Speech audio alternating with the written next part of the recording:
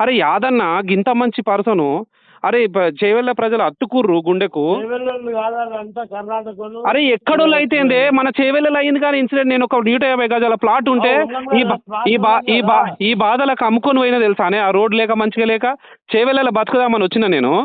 వస్తే ఆ రోడ్ బాగా లేక ఒక రోజు ఇన్నోవా యాక్సిడెంట్ అయింది తెలుసా. పొద్దున్నే 4 గంటలకు ఇన్నోవా. మరి కనీసం నువ్వేం మాట్లాడు. ఏరు దాటేదాకా ఓడమల్లన్నా, ఏరు దాటినాక బోడమల్లన్నా అన్నట్టే ఉన్నది కదా చేవెళ్ళ ఎమ్మెల్యే మాటలు. ఓ దిక్కు బస్సు టక్కర ఏ గంట మంది పానాలు పోయి కుత్కెలు గులవడంగా ఏడుస్తుంటే ఓ ఎమ్మెల్యే అయ్యుండి ఓదార్చాల్సింది పోయి నెత్తిలో ధమాకులేని మాటలు మాట్లాడిండు చేవెళ్ళ ఎమ్మెల్యే కాళ యాదయ్య. ఓట్లు అడిగేటప్పుడు ఏమో 2 చేతులు జోడించి మీరు ఓట్లు వేయకపోతే నా బతుక ఆగమవుతుంది అని అడుక్కున్న మనిషి ఇలా గంతమంది పానాలు పోయి ఆ కుటుంబాలు రోడ్డున పడితే దినాంకి సొంటి మస్తుగా జరుగుతూనే ఉంటాయి, జనాలు చచ్చిపోతూనే ఉంటారు. ఈ రోడ్డు మీద ఇప్పటికే చాలా టక్కర్లు అయినాయి, మస్తు మంది కాలం చేసిరు. ఆయన చచ్చిపోయిన వాళ్ళంతా మా చేవెళ్ళ పబ్లిక్ కాదు కదా, ఇక దాని గురించి నేనేం మాట్లాడాలి. ఆల్రెడీ దీని మీద మంత్రులు మాట్లాడారు కదా అని ఎట్టి పట్టిలేని మాటలు మాట్లాడిండట యాదన్న ఫోన్ కాల్లా. ఇప్పుడు ఇదే ముచ్చట సోషల్ మీడియా అంతా కోడై గుయబట్టింది.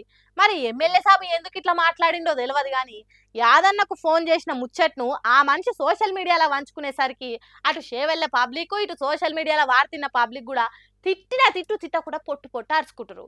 మరి ఇక దీని మీద యాదన్న ఏమంటాడో అనేది పెద్ద క్వశ్చన్ మార్కు. ఇక ఎట్లనో అధికారం వాళ్ళ చేతులుంది కదా కాబట్టి అదంతా ఫేకు, ఆ మాట మాట్లాడింది నేను కాదని అన్నా అంటాడు కావచ్చు అని ఇంకొందరు గరమవుతారు.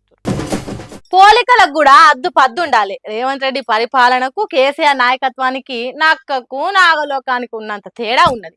అసొంటిది కంపారిజన్ చేసేటానికి కాసింతనైనా ధైర్యం ఉండాలి కాంగ్రెస్ పార్టీలకు అన్నట్టు చెప్పిండు మాజీ మంత్రి కేటీఆర్ గారి నాయకత్వంలో. ఇవాళ నువ్వు రోజు లేస్తే కూర్చుంటున్న కమాండ్ కంట్రోల్ సెంటర్ కట్టి 10 లక్షల సీసీ కెమెరాలు పెట్టి హైదరాబాద్ లో one of the most safest cities గా తీర్చిదిద్దింది కేసీఆర్ గారి నాయకత్వం మా ప్రభుత్వంలో. మరి నువ్వు వచ్చిన తర్వాత ఇవాళ 41% క్రైమ్ రేటు సైబరాబాద్ లో పెరిగింది. హైదరాబాద్ కమిషనరేట్ పరిధిలో 60% పెరిగింది. నువ్వు వచ్చిన తర్వాత ఇవాళ డే లైట్ మర్డర్లు, డే లైట్ రాబరీలు, పారిశ్రామికవేత్తల తలకు తుపాకులు. ఇది అయిన మాట వాస్తవం కాదా? నీ ప్రభుత్వం ఎంత అధ్వానంగా ఉన్నదో, గన్ కల్చర్ ఇవాళ ఎంత పెరిగిందో నువ్వు వచ్చినాక ఈ విషయంలో చర్చకొస్తావా? నువ్వే హోంమంత్రివి కానీ నీ ఖబర్ లేదు.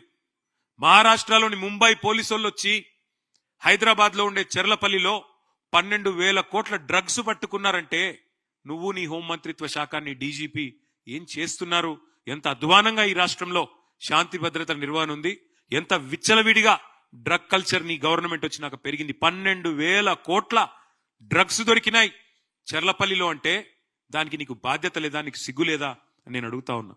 ఇక మొన్న రోడ్ షో పెట్టినప్పుడు సీఎం రేవంత్ రెడ్డి జూబ్లీహిల్స్ లా చెత్త పెరిగిపోవడానికి కారణం అప్పటి పాలకులే అన్నట్టు మాట్లాడింది కదా. హాగో దాని మీద చెవులు వడిపెట్టి చేతులు పెట్టినంత పని చేసిండు. బీఆర్ఎస్ సర్కార్ ఏం చేసింది, ఇప్పుడు సర్కార్ ఏం చేసింది అని ఇజ్జతు, సిగ్గు, శరము అన్ని తీసి పారేసినంత పని చేసిండు సీఎం రేవంత్ రెడ్డిది. కేసీఆర్ గారి ప్రభుత్వంలో ఆనాడు 3,000 మెట్రిక్ టన్నులు పర్ డే చెత్త సేకరణ చేస్తే మేము వచ్చినాడు. తర్వాత మేము పెంచిన ఈ ఎఫిషియెంట్ కార్యక్రమం వల్ల అది 7,500 మెట్రిక్ టన్నుల సామర్థ్యానికి పెరిగింది. ప్రతిరోజు చెత్త కలెక్షన్ 3,000 నుంచి 7,500 టన్నులకు పెంచింది కేసీఆర్ ప్రభుత్వమా కాదా? అసలు నీ ప్రభుత్వం వచ్చినాక నువ్వు శానిటేషన్ మీద చేసింది ఏంది? స్వచ్ఛ సర్వేక్షణ్ లో మా మున్సిపల్ డిపార్ట్మెంట్ ఆనాడు 34 అవార్డులు సాధించింది. బెస్ట్ మెట్రోగా హైదరాబాద్ అవార్డులు సాధించింది. 5 ఏళ్ల పాటు వరుసగా best quality of living in India ఉన్న నగరం ఏంది అని మెర్సర్ అనే సంస్థ సర్వే చేస్తే నంబర్ 1 సిటీగా హైదరాబాద్ వచ్చింది.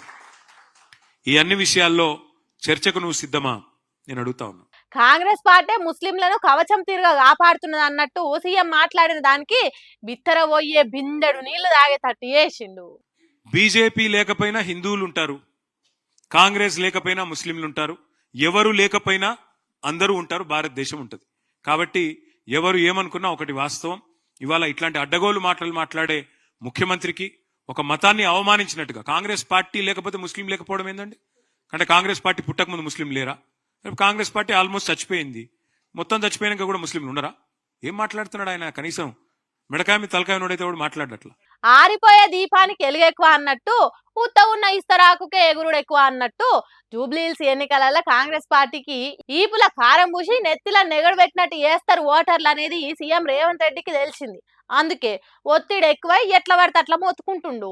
కానీ మేము అట్లా కాదు, జనంతా పైలంగా మాట్లాడతాం, వెనుక ముందు చూసి నోరు అదుపులో పెట్టుకుంటాం అన్నట్టు సువ్వలు కాల్చి సురుకులాంటిచ్చిండు. రేవంత్ రెడ్డి గారు నేను అడుగుతా ఉన్నా సూటిగా, నువ్వు నన్ను బూతులు తిట్టినా, నువ్వు నన్ను వ్యక్తిగతంగా తూలనాడినా, మీరున్నది ముఖ్యమంత్రి పదవిలో కాబట్టి నేను మిమ్మల్ని గౌరవంగానే మాట్లాడుతా ఉన్నా.